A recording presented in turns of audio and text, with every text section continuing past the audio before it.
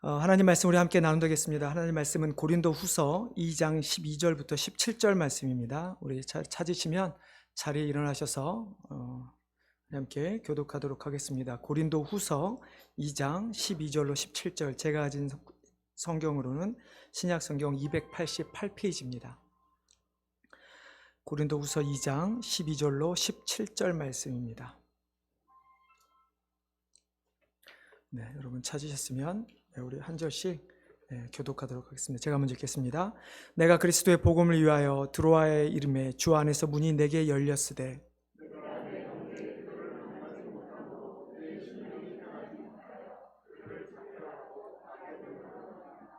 항상 우리를 그리스도 안에서 이기게 하시고 우리로 말미암아 각처에서 그리스도를 아는 냄새를 나타내시는 하나님께 감사하노라.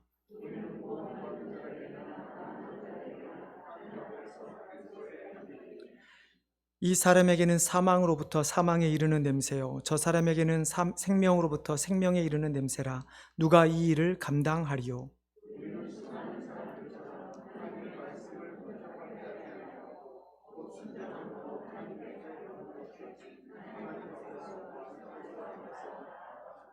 아멘. 예, 자리에 앉아주시기 바랍니다. 한 번 더 기도하겠습니다. 하나님, 우리가 하나님의 말씀 앞에 또 나아갑니다. 우리를 겸손하게 하여 주시고 하나님 말씀을 하나님 말씀으로 받아들이고 또 그 말씀을 행하겠다 다짐하는 그런 시간 되도록 우리에게 은혜를 내려 주시옵소서. 감사하며 예수님의 이름으로 기도드리옵나이다. 혹시 여러분 미국에 오신 이후에 냄새 때문에 혹시 곤혹을 당한 적은 없으십니까? 아마 아니면 혹시 다른 사람들에게 여러분이 곤혹스럽게 만드신 적은 없으십니까? 우리 이런 이야기들을 많이 하죠. 서양 사람들은 치즈 냄새가 나고 동양 사람들한테는 마늘 냄새 난다. 서로 냄새에 대한 이야기를 하는데요. 여러분 2017년 1월 그 헬스 조선, 요즘에 조선일보에서 건강에 대한 신문을 또 따로 만들더라고요. 그래서 헬스 조선에 보면 스트레스 심한 사람 암내도 심하다, 이런 제목의 기사가 있었습니다. 즉 겨드랑이 땀 냄새가 유독 심한 사람이 있는데 이는 유전적인 요소도 영향을 미치지만 스트레스를 많이 받을 때 심해진다라고 보도를 합니다. 뿐만 아니라 미국 신문인 허핑턴 포스트 인타이틀드라는 신문이 있는데 거기도 보면 2016년에 화를 내면 땀 냄새가 심해진다. 왜냐하면 삶이 고통스럽기 때문이다 라는 글을 실기도 했습니다. 이 신문의 글을 보면 왜 이런 일이 일어나는가? 그러니까 우리가 운동하면서 흘리는 땀은 건강한 땀이어서 박테리아가 분해를 해도 악취가 덜하는데 스트레스를 받거나 화를 내서 흘리는 땀은 분해를 했을 때 악취가 심하다는 기사를 우리에게 기사 실렸던 적이 있죠. 여러분, 그러면 그리스도인들은 어떤 냄새를 풍겨야 하는 것일까요? 여러분, 그리스도인으로 살아간다라고 하는 것이 쉽습니까? 지금까지 적게는 우리 청년들은 20여 년부터 우리 어르신들은 70, 80, 90세 가까이 도록 살아오셨는데 그리스도인으로 살아가는 것이 그냥 그리스도인이 아닌 모습으로 살아가는 것과 비교했을 때 어떻습니까? 여러분, 예수를 믿고 다 모든 것이 잘 풀리셨습니까? 오히려 이 세상에서 우리가 예수 그리스도를 믿고 그리스도인으로 살아간다라고 하는 것이 그리스도를 믿지 않는 사람들보다 훨씬 더 스트레스를 받을 수밖에 없습니다. 자, 그러면 그런 신문들에 의하면 스트레스를 받으면 악취가 날 수밖에 없는데 그러면 우리 그리스도인들은 매번 그렇게 악취를 풍기며 살아가야 하는 것일까요? 자, 오늘 본문에서 사도 바울은 우리에게 성도들이 어떤 자들이라고 말씀하는가? 2장 15절에 보면 우리는 구원받는 자들에게나 망하는 자들에게나 하나님 앞에서 그리스도의 향기라고 말씀을 합니다.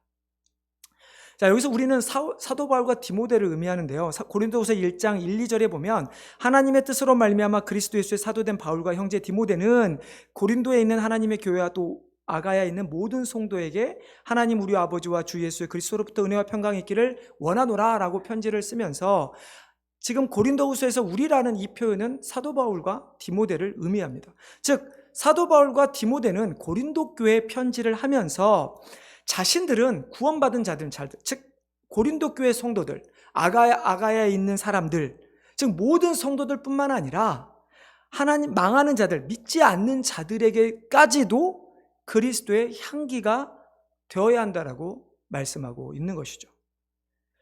여러분, 앞서 말씀드린 것처럼 우리가 아무리 어떤 어려움을 당한다 할지라도, 살아가면서 어떤 스트레스를 받는다 할지라도, 우리의 삶이 잘 풀리지 않는다 할지라도 우리가 그리스도인이라면 우리는 그리스도의 향기를 나타내야만 하는 것이죠.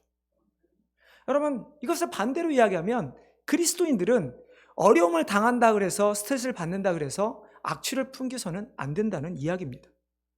그렇다고 해서 스트레스를 전혀 받지 않는 사람처럼 살아가야 한다는 것도 아니죠. 예전에 몇 번 요한복음 말씀을 나누면서 사단은 하나님께서 보내신 예수 그리스도를 미워하기에 예수 그리스도를 믿는 우리를 미워한다라고 말씀을 드렸습니다. 자, 그럼에도 불구하고 우리는 이 세상에서 그리스도인들은 악취가 아닌 그리스도의 향기를 나타내야 되는 자들이 되어야 하는 것이죠. 자, 그렇다면 우리가 풍겨야 할 그리스도의 이 향기, 이 그리스도의 향기는 과연 무엇일까요? 그리스도의 향기라고 하면 우리가 당연히 어떤 사람이 내는 냄새처럼 주님께서 풍기신 냄새일 것이죠. 근데 여러분, 예수님께서 과연 어떤 냄새를 풍기셨을까요? 순간 머릿속에서 이상한 상상하지 마십시오. 치즈 냄새가 났을까? 마늘 냄새가 났을까? 아니, 중동이었으니까 잘 모르겠네? 이런 거 말고 정말 그리스도께서 이 땅에서 풍기시는 그 냄새라고 하는 것은 실제로 우리 몸에서 나는 냄새가 아니라 그리스도께서 이 세상에서 계시는 동안 우리에게 보여주신 것, 우리에게 알려주신 것이 바로 그리스도의 향기입니다. 자, 그러면 그리스도께서 우리에게 보여주신 것이 무엇입니까? 그분께서 이 땅에 오셔서 몸소, 자신의 몸으로, 자신의 입으로 우리에게 알려준 것이 무엇입니까? 그것은 사랑이었습니다. 그리고 용서와 용납이었습니다. 그리고 화평과 화해이셨습니다. 주님은 우리를 사랑하셨기 때문에 하나님의 형체를 버리시고 인간의 몸으로 이 땅에 오셨습니다. 그리고 이 땅에 오셔서 우리가 잘 아는 공생의 3년 기간 동안 수많은 병자를 고치시고 죄의 사함에 대한 선포를 하시고 우리 인간들의 필요한 먹을 것까지를 챙겨주시는 그런 사랑, 그것도 모자라 자신의 생명까지도 십자가에 내어주신 분이 바로 예수님이셨습니다. 그분이 보여주신 사랑이 바로 자신의 생명을 내어주신 사랑의 모습이셨죠. 주님은 죄인들을 용납하셨습니다. 나에게 찾아오는 죄인들을 막지 않으셨습니다. 그리고 그들을 용서하시고 용납해 주셨습니다. 그들을 죄사함을 베푸셨습니다. 그래서 그 죄사함을 통해서 자신에게 나아오는 자들을 하나님과 화평하게 만드셨죠. 이처럼 예수님께서 이 땅에서 우리에게 보여주신 것은 사랑과 용서와 희생이셨습니다. 물론 예수님도 가끔 사람들에게 화도 내셨죠. 독사 같은 자식들아, 회칠한 무덤이, 심지어 성전에 들어가셔서 거기에 있는 것들을 다 뒤엎으실 만큼 화를 내기도 하셨습니다. 근데 여러분, 예수님께서 왜 화를 내셨습니까? 단순히 그들을 미워해서, 그들이 싫어서 예수님 가운데 사랑뿐만 아니라 정말 우리 인간들처럼 그 분이 있어서 그들에게 화를 내신 것입니까? 그들이 정말 하나님을 잘 섬기지 않으니까, 돌이키지 않으니까 그 안타까운 마음에 주님은 화를 내신 것이었죠. 주님은 병자를 고치셨든 굶주린 자들을 먹이셨든 말씀을 선포하시며 기적을 베푸셨든 화를 내셨든 다 우리를 사랑하셨다는 것이죠. 그것이 주님께서 우리에게 보여주신, 나타내신 그리스도의 향기입니다. 그러면 성도들이 우리가 다른 사람에게 내뿜어야 하는 그리스도의 향기는 무엇입니까? 똑같습니다. 주님께서 우리에게 보여주신 나타내신 그 향기를 우리도 다른 사람에게 나타내야 하는 것이죠. 주님께서 우리를 용서하시고 사랑으로 품으셨던 것처럼, 하나님과 우리를 화평케 하셨던 것처럼 우리도 다른 사람들을 용서하는 것입니다. 물론 우리 성도님들이 다른 사람에게 어떠한 어려움을 당했는지 다 알 수 없습니다. 그렇다고 해서 제가 여러분들에게 다른 사람을 용서하십시오라고 하는 이 말을 쉽게 하는 것도 결코 아닙니다. 저도 사람이고 저도 살아오면서 참 뭐랄까요? 밉다라고 생각하는 사람들이 많이 있기 때문이죠. 그러나 그럼에도 불구하고 주님께서 우리에게 보여주신, 나타내신 그 향기가 사랑이기 때문에, 용서이기 때문에 우리도 다른 사람을 용서하며 그들을 사랑해야 하는 것입니다. 여러분 한번 생각해 보십시오. 우리가 하나님께 잘못한 것이 클까요? 아니면 다른 사람이 나에게 잘못한 것이 클까요? 여러분, 다른 사람이 나한테 잘못해봤자 모르겠습니다. 뭐 정말 세상의 뉴스들을 보면 뭐 누군가가 누군가의 자녀들을, 누군가의 부모를 죽이는 일도 있어서 정말로 마음 아프고 정말 용서할 만한 죄를, 그 죄책감과 그 미움의 감정을 분명히 가지고 살아갈 것입니다. 그러나 그럼에도 불구하고 우리가 하나님께 지은 죄를 생각해 본다면 어느 것도 비교할 수 없을 것입니다. 제가 이 말씀을 드릴 순간 여러분 머릿속에 혹시 마음 가운데 용서할 대상이 생각나셨다면 여러분 감사하시기 바랍니다. 왜냐하면 하나님께서 우리에게 베풀어 주신 그 용서를 우리가 직접 체험해 볼 수 있기 때문입니다. 하나님께서 우리를 얼마나 사랑하셨기에 그렇게 하나님을 대적했던 우리를 용서하신 그 사랑을 내가 용서를 베풀어야 할 대상에게 용서를 베품을 통해서 우리는 하나님의 사랑을 조금이나마 경험해 볼 수가 있는 것입니다. 여러분, 지금 누군가와 다툰 적이 있다면 그것 또한 감사하시기 바랍니다. 왜냐하면 성전에 예물을 드리러 갔다가 형제와 다툰 일이 있다면 화해하고 돌아와서 예물을 드리라는 그 주님의 말씀처럼 하나님께서 우리의 예배, 우리의 드리는 예물을 받으실 기회를 우리는 얻었기 때문에 우리는 감사해야 하는 것이죠. 여러분, 우리는 화평의 길을 걸어야 합니다. 주님께서 하나님과 우리를 화평하게 하신 것처럼 우리는 어떤 이 사람과 저 사람이 화해할 수 있도록, 하나님을 알지 못하는 자들이 복음을 듣고 하나님과 화평하게 될 수 있도록 우리는 화평의 길을 걸어가야 하는 것이죠. 저는 그것 때문에 목사가 되었고, 제가 그래서 이 교회 부임한 이후에 저희 교회 비전 사명도, 비전문도 그래서 화평하게 하는 교회라고 삼았던 것이죠. 이처럼 그리스도께서 나타내신 향기, 이 그리스도의 향기는 사랑, 용서, 용납, 화평, 화해, 이러한 모습들이 바로 주님께서 나타내신 향기인 것입니다. 여러분, 이 그리스도의 향기는 어떤 힘이 있을까요? 앞서 말씀드린 것처럼 그리스도의 향기는 예수님께서 이 땅에 오셔서 우리에게 말씀하신 것, 보여주신 것들이라고 말씀을 드렸고, 그 그리스도의 향기는 사랑, 용서, 화해, 화평 이런 것들이라고 말씀을 드렸는데 과연 이것에는 어떠한 힘이 있는 것일까요? 이 그리스도의 향기는 오늘 본문에 보면 우리에게 승리를 안겨다 주었고, 또 이 그리스도의 향기는 우리에게 생명을 준 그러한 그리스도의 향기인 것입니다. 여러분 14절부터 16절 말씀 우리 한번 같이 읽어보겠습니다.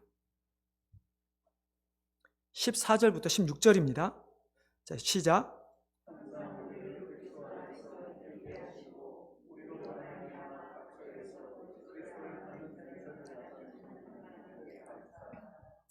우리는 구원받는 자들에게나 망하는 자들에게나 하나님 앞에서 그리스도의 향기니 이 사람에게는 사망으로부터 사망에 이르는 냄새요 저 사람에게는 생명으로부터 생명에 이르는 냄새라. 누가 이 일을 감당하리요?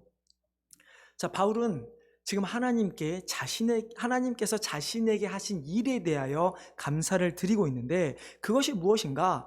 바울은 하나님께서 즉 바울과 디모데를 그리스도 안에서 이기게 하시고 자신들을 통해서 그리스도를 아는 냄새를 세상에 나타내게 하셨다라고 고백합니다. 자, 하나님께서 항상 우리를 그리스도 안에서 이기게 하셨다라고 하는 것은 이것은 무슨 말씀이 있을까요? 영어로 보면 조금 더 저는 이해하기가 좀 더 쉬웠습니다. 여러분, 저는 NIV 성경을 갖고 있는데요. 제가 직역해드리면 이런 내용입니다.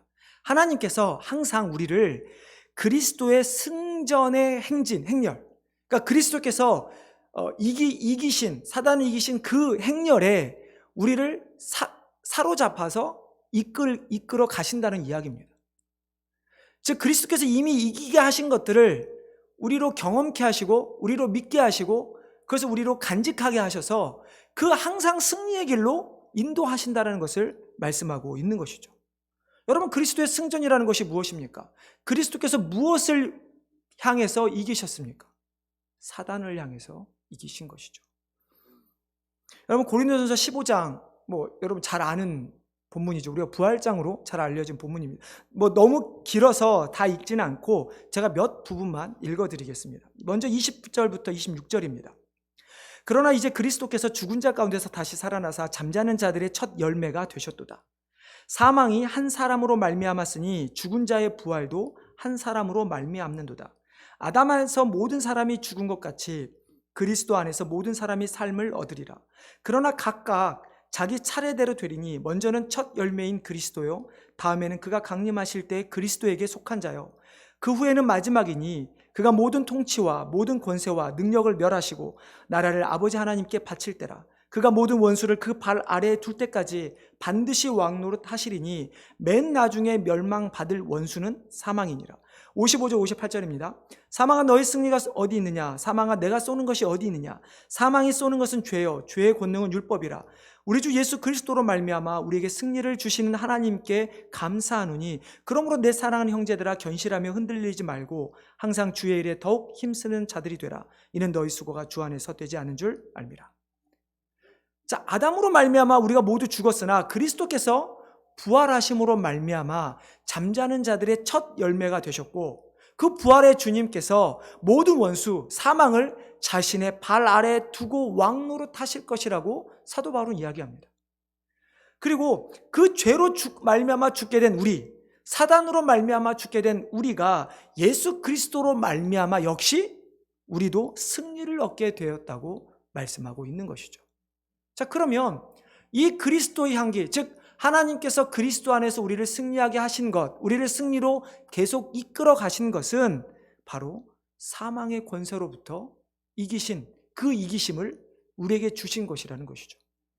그래서 우리가 나타낼 그리스도의 향기는 바로 이 생명과 승리의 향기를 내뿜어야만 하는 것입니다. 여러분, 우리는 이 향기로 말미암아 우리 영원한 생명을 얻게 되었습니다.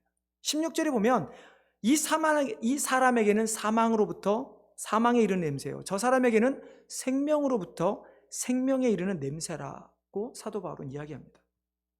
결국 이 표현은 예수 그리스도를 믿지 않는 자들에게는, 즉 사망의 권세를 이기신 예수 그리스도를 믿지 않는 자들에게는 영원한 사망으로 인도할 수밖에 없습니다.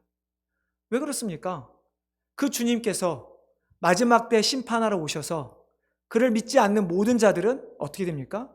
영원한 죽음, 영원한 형벌에 처하기 때문이죠. 그러나 예수 그리스도를 믿는 자들은 어떻게 됩니까?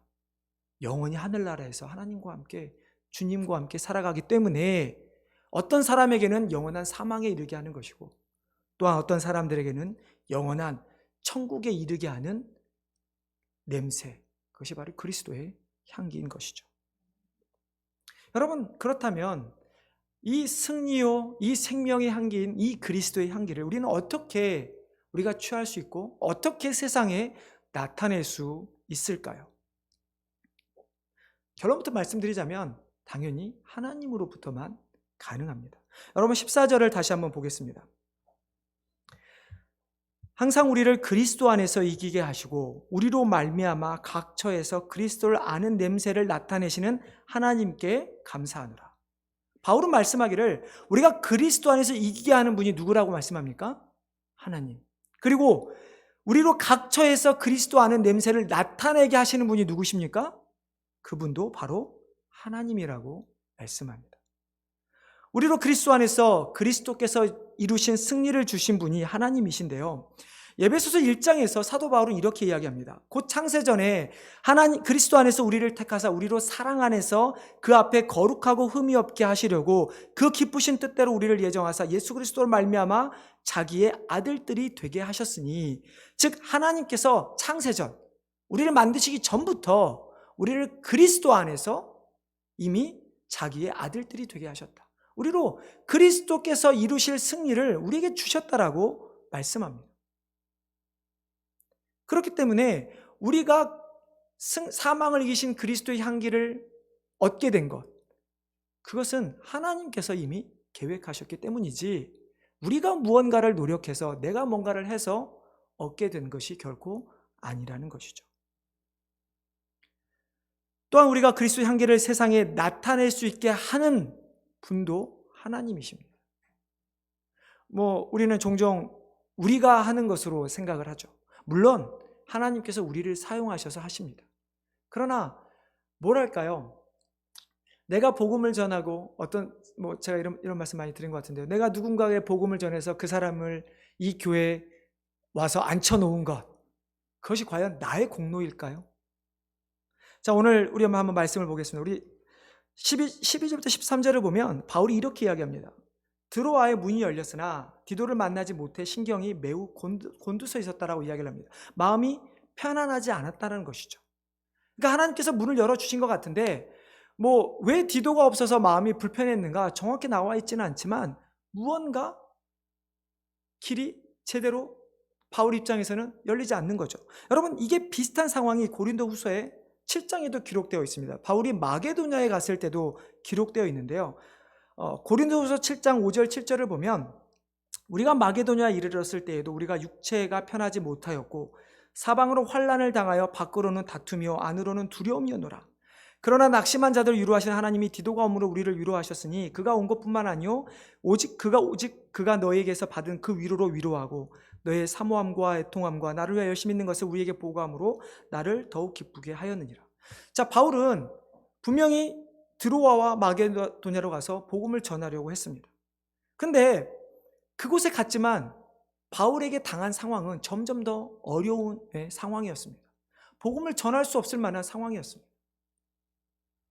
분명히 자신은 자신의 뜻이 아닌 하나님의 뜻을 나타내기 위하여 그곳에 갔는데 그곳에 길이 열리지 않는 것이죠. 그러나 하나님께서는 바울에게 선을 베푸셨죠. 디도를 통해서 기쁨과 감사의 소식을 받게 됩니다. 그래서 바울은 다시 힘을 얻고 복음을 전하게 되는 것이죠. 바울이 복음을 전할 수 있었던 그것도 바울의 힘이 아니라 분명히 바울 스스로 고백하기를 하나님께서 이루셨다라고 바울은 고백하고 있습니다. 이것이 바로 각처에서 우리를 통해서 그리스도 향기를 나타내게 하신 분이 하나님이시다라는 바울의 고백인 것입니다. 여러분, 성도인 우리도 이 세상을 살다 보면 참 이곳저곳 움직이게 됩니다. 최소한 여기 계신 분들은 한 번쯤은 다 이사를 하신 분들이시죠. 왜냐하면 한국에서 미국으로 오셨으니까요. 미국에 오셔서도 아마 여러 곳으로 옮겨 다니셨을 것입니다. 그리고 우리는 이 세상을 살아가면서 우리는 알게 모르게 망하는 자들, 오늘 본문이 사도 바울이 말하는 망하는 자들, 복음이 듣지 못하는 자들을 만나게 됩니다. 여러분, 우리가 아무리 어떤 일이 있어서 이사를 다닌다 할지라도, 우리가 사는 곳에서 복음을 듣지 못하는 자들을 만난다 할지라도 그들에게 그리스도의 향기를 나타낼 수 있는 것, 그래서 나의 힘과 나의 능력이 아니라 하나님의 능력과 하나님의 인도하심으로만 가능하다는 것을 우리는 먼저 깨달아야만 하는 것이죠. 여러분, 우리는 세상 사람들에게 그리스도의 사랑과 용서와 화해를 전하는 자들입니다. 우리는 그들에게 그리스도의 능력을 세상에 증거하는 자들입니다. 그러면 그리스도의 그 생명과 승리의 그 향기를 전하는 우리는 우리의 힘으로 하는 것이 아니라 우리가 그것을 하나님께서 주셔서 얻었기 때문에 우리는 하나님께서 다시 그것을 하라고 했을 때 우리는 할 수 있게 되는 것이죠. 그래서 우리는 하나님의 인도하심 따라 살아가는 자들이 되어야 한다라고 말씀을 드리는 것이죠. 하나님께서 우리 성도님들을 이 교회에, 이 지역에 보내셨습니까? 믿으십니까?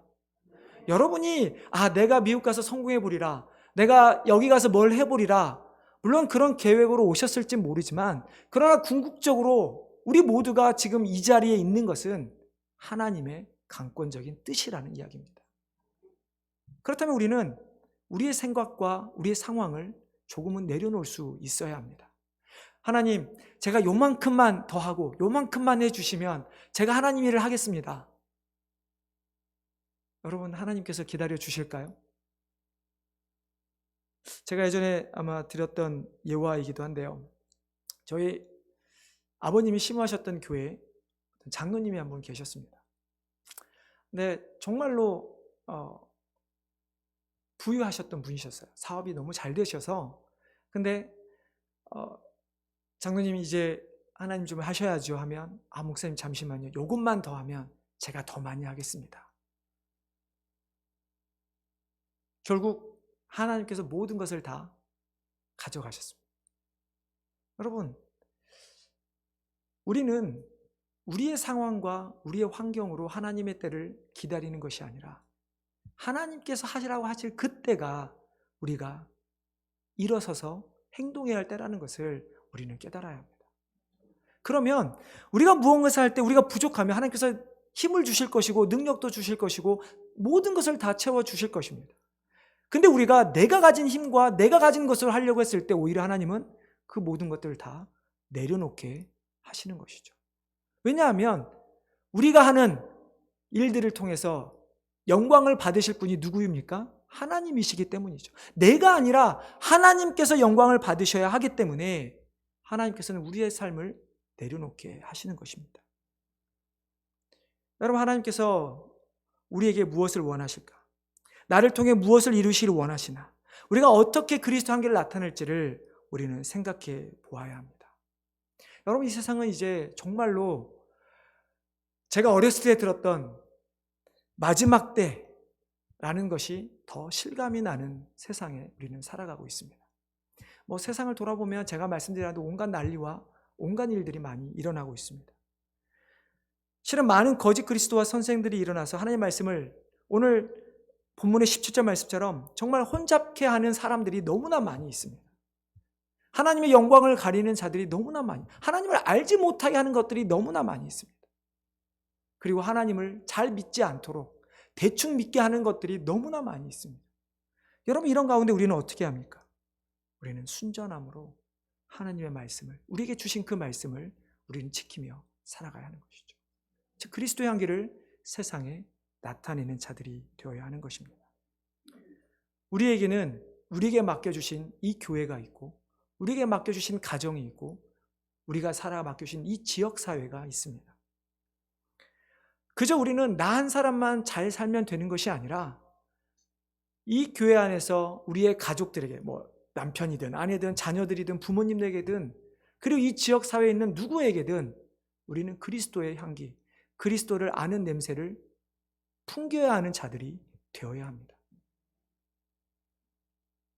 다른 사람에게 하겠지, 누군가 하겠지, 그것이 아니라 정말 바울의 고백처럼 자신이 그리스도를 아는 냄새를 잘 풍겨서 그 냄새가 구원받는 자들에게나 망하는 자들에게나 모두에게 향기를 나타낼 수 있는 우리 귀한 성도님 되시기를 주님의 이름으로 축원합니다.